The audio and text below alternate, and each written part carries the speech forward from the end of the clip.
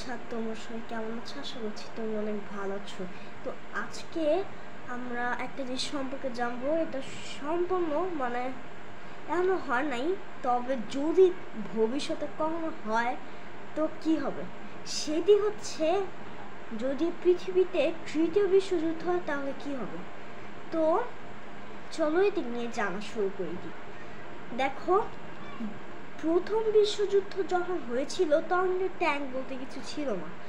তো প্রথম বিশ্বযুদ্ধে এমন ট্রেঞ্চ বাড়িয়ে যুদ্ধ করা হতো, যেমন মাটি আছে না, সাইড মাঝখান দিয়ে এমন গর্ত করে করে সাইড দিয়ে বেড়া লাগিয়ে অনেক সৈনিক যেত, কিন্তু বেশি বেশি করে সৈন্য মারার জন্য উপর থেকে অনেক বম ফেলা হতো, যার কারণে কিন্তু বেশি অল্প জায়গা দখল করার জন্য অনেক সৈন্য মারা যেত এবং অনেক সময় ব্যয় হতো। তাই প্রথম বিশ্বযুদ্ধ প্রায় 4 বছর ধরে চলেছিল। তারপর আমরা জানবো যে দ্বিতীয় বিশ্বযুদ্ধ কিভাবে হয়েছিল। তো দ্বিতীয় বিশ্বযুদ্ধে কি কি হয়েছিল এই নিয়ে আমাদের চ্যানেলে একটা বিস্তারিত ভিডিও রয়েছে, তোমরা যে দেখে আসতে পারো, আমি ডেসক্রিপশনে লিঙ্কটা দিয়ে দিয়েছি। তো আর কি, তো দ্বিতীয় বিশ্বযুদ্ধে কিন্তু অনেক ভয়ঙ্কর ভয়ঙ্কর হাতিয়ার ছিল, ভয়ঙ্কর ভয়ঙ্কর ভাইরাস, তারপর হচ্ছে বিভিন্ন জৈব হাতিয়ার, বোমা, পারমাণবিক বোমা, তারপর হচ্ছে প্যানস্টিক মিসাইল, এগুলো অনেক আধুনিক জিনিস কিন্তু আবিষ্কার হয়েছিল। যা আর আবিষ্কার ছিল যুদ্ধের ট্যাঙ্ক, যার কারণে ট্রেঞ্চ বানিয়ে যুদ্ধ করার প্রচলন বন্ধ হয়ে যায়। তাও এত উন্নত থাকা সত্ত্বেও দ্বিতীয় বিশ্বযুদ্ধ প্রায় 6 থেকে 7 বছর ধরে চলেছিল। তারপর কিন্তু বর্তমানে যুদ্ধের সামগ্রী অনেক আধুনিক হয়েছে।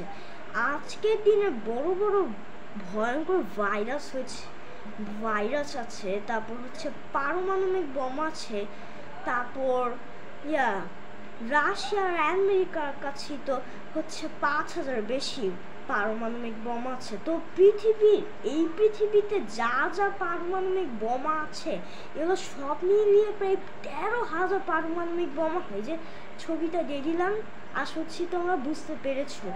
তো বুঝতে পারছো কত ভয়ঙ্কর একটা অবস্থা এখন। তো তারপরে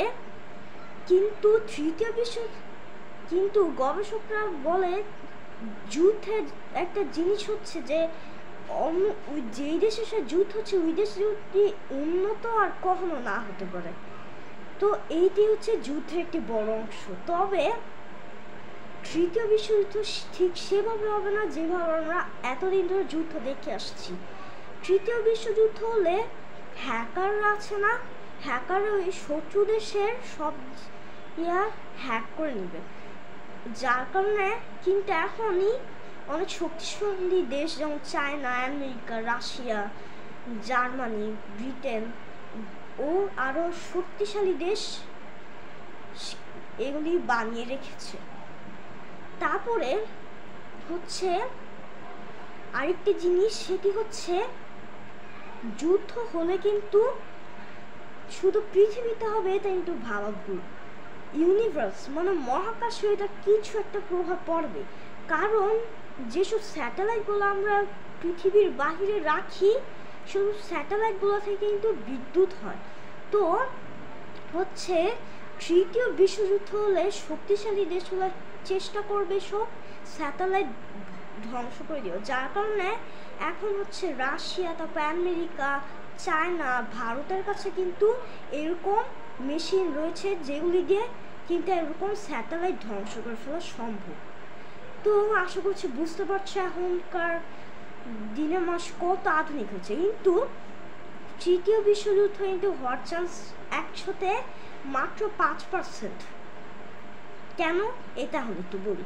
দেখো, প্রতিটা দেশই জানে যুদ্ধ হলে তৃতীয় বিশ্বযুদ্ধ হলে মানুষ নাকি পুরোপুরি ধ্বংস হয়ে যাবে। তো এটা খুব বিপদ।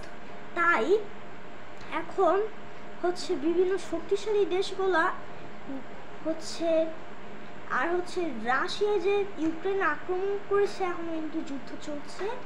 তো রাশিয়া কিন্তু ইউক্রেনের শুধু এই যে একটু পাশে আক্রমণ করছে, এই সাইডে একটা আক্রমণ করে না, যে নেটো দেশের একটা মিসাইল না যায়। তারপর এইদিকে নেটো দেশের কেউ রাশিয়ার উপরে এখনো কোনো মানে যুদ্ধ করে নাই, কারণ হচ্ছে রাশিয়ারকে আর নেটোতে যে একটা মিসাইলও যায় তো সরাসরি তৃতীয় বিশ্বযুদ্ধ হতে কেউ আটকাতে পারবে না, যার মানে অনেক সব দেশে কিন্তু তৃতীয় বিশ্বযুদ্ধে এগিয়ে চলছে। তো তোমরা সেই ভালো থেকো, সুস্থ থেকো, টাটা। আর একটা জিনিস বলি, যুদ্ধ কিন্তু এমনি হয় না। যুদ্ধ বলে রেখে এক সময় যুদ্ধকে হচ্ছে সম্মান হিসেবে দেখো, কিন্তু এখন মানুষ অনেক উন্নত হয়েছে, শিক্ষিত হয়েছে, তো এখন বড় কোনো কারণ ছাড়া যুদ্ধ হয় না। তোমরা সবাই ভালো থেকো, সুস্থ থেকো, টাটা।